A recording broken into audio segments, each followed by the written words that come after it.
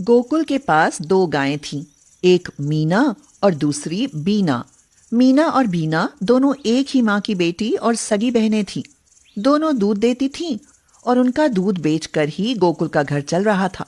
मीना गर्भवती थी और इसीलिए गोकुल उसके खान पान का विशेष ध्यान रख रहा था। अरे मीना, भाई पेट भरकर चारा खाया करो, क्योंकि अच्छा खाओगी तभी तो तुम एक तंदुरुस्त और हट्टे कट्टे बच्चे को जन्म दे पाओगी, हैं?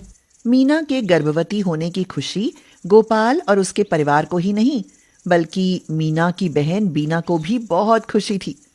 बीना तो इस नए मेहमान के लिए मानो उतावली ही रहती थी। मीना दीदी, अब तो मैं मौसी बनने वाली हूँ। हाँ, वो तो है बीना। दीदी देख लेना, तेरे बच्चे का नया नक्श बिल्कुल मुझसे मिलता जुलता होगा। वो क्यों? अरे क्योंकि मैं उसकी मौसी हूँ ना। देख लेना, तेरा बच्चा अपनी मौसी पर ही जाएगा।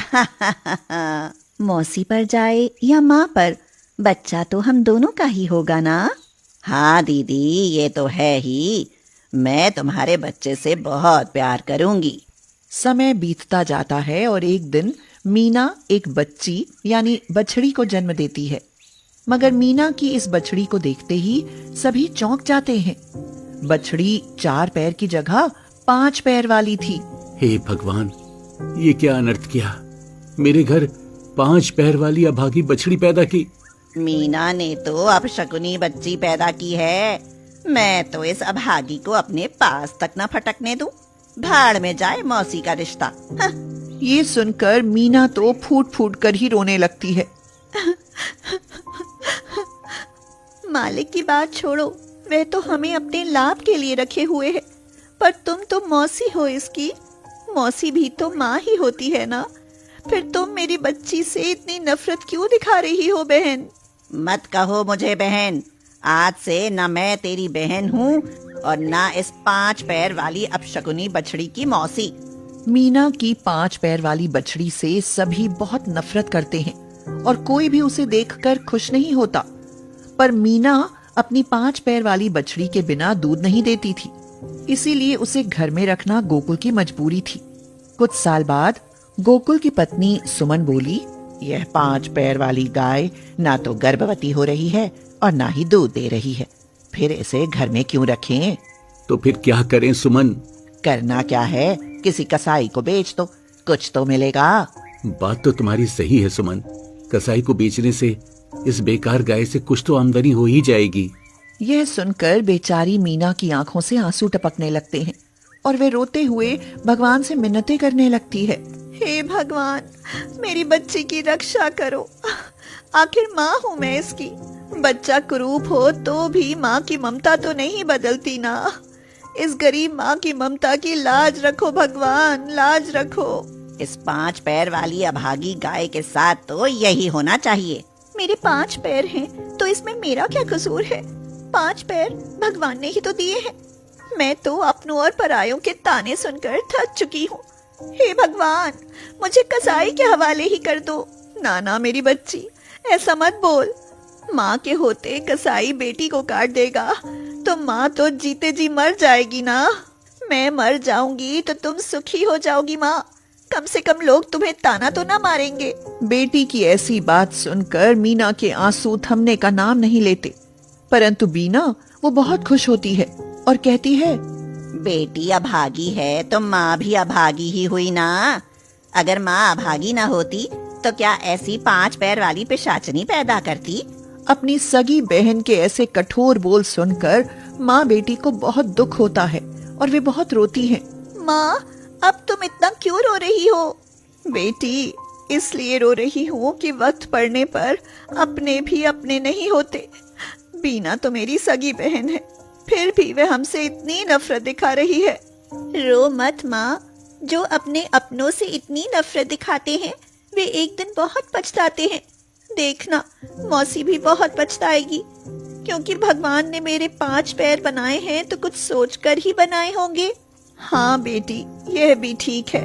कुछ समय और बीतता है और अब बेचारी 5 पैर वाली गाय को तो हर पल अपनी माँ से बिछड़ने का दुख सताने लगता है।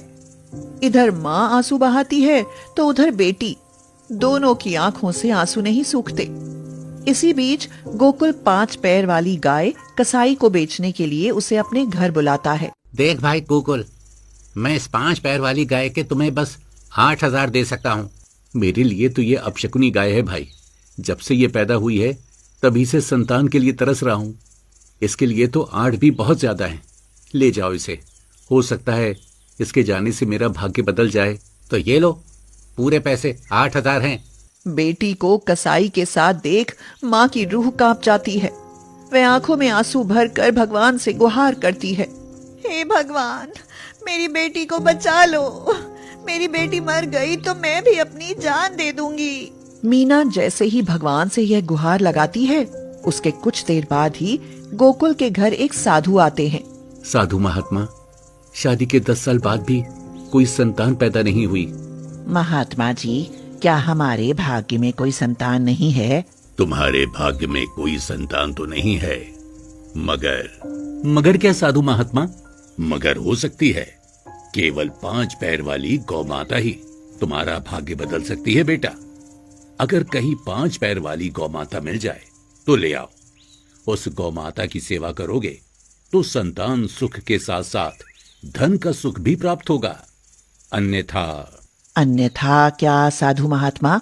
अन्यथा संतान और धन दोनों से वंचित ही रहोगे। यह कहकर साधु तो चला जाता है, मगर गोकुल और सुषमा दोनों 5 पैर वाली गाय को बेचकर पछताने लगते हैं। मुझसे ये पाप तूने ही करवाया। भला गौ माता कैसी भी हो, कोई उसे कसाई को बेचता है क्या? मैं तो मूर्ख थी, पर तुम तो समझदार थे। तुम ये कैसे भूल गए कि गौ माता को कसाई से बेचने का पाप तो कुंभ में नहाने से भी नहीं कटता। मुझसे भूल हो गई सुषमा, पर अब मैं ये पाप कभी नहीं होने दूंगा। यही सोचकर गोकुल कसाई के घर की तरफ भाग लेता है। उसी समय कसाई 5 पैर वाली गाय को काटने की तैयारी कर रहा होता है। कसाई के हाथ खुद को कटते देखने की तैयारी देख बेचारी गौ माता के दुख की सीमा नहीं रहती। वह रोते हुए भगवान का स्मरण करते हुए कहती है, हे भगवान, मैं भले ही कट जाऊं, पर मेरी माँ का ख्याल रखना। मेरी माँ को हिम्मत देना ताकि वह औलाद की मौत का दुख सहन कर सके। साथ ही मेरे मालिक को भी इस पाप के लिए क्षमा कर देना प्रभु। 5 पैर वाली गाय यह कह ही रही होती है कि तभी गोकुल वहां पहुंच जाता है। अरे वो कसाई, मेरी गाय को मत काटना, मैं अपनी गाय वापस लेने आया हूँ। अबे इस बेकार लाचार गाय का अचार डालेगा क्या? काटने दे। खबरदार, जो गौ माता के बारे में एक भी बुरा शब्द बोला तो ये ले अपने पैसे। मैं अपनी गाय को वापस ले जा रहा हूँ। यह कहकर गोकुल कसाई के मुंह पर पैसे फेंक गाय को वापस घर ले आता है और अपनी भूल का पश्चाताप करते हुए कहता है, हे गौ माता, मुझे माफ कर दो। मैंने तुम्हें कसाई को बेचकर बहुत बड़ा पाप कर दिया था। फिर उसी दिन से गोकुल और सुषमा उस 5 पैर वाली गाय की मन से सेवा करते हैं और कुछ ही दिनों बाद उनका भाग्य बदल जाता है। उनको एक सुंदर और स्वस्थ संतान प्राप्त होती है और साथ ही 5 पैर वाली गाय भी बछड़ा दे देती है। वह और गायों से बहुत ज्यादा दूध देने लगती है। इस तरह महात्मा जी की बात सच होती है।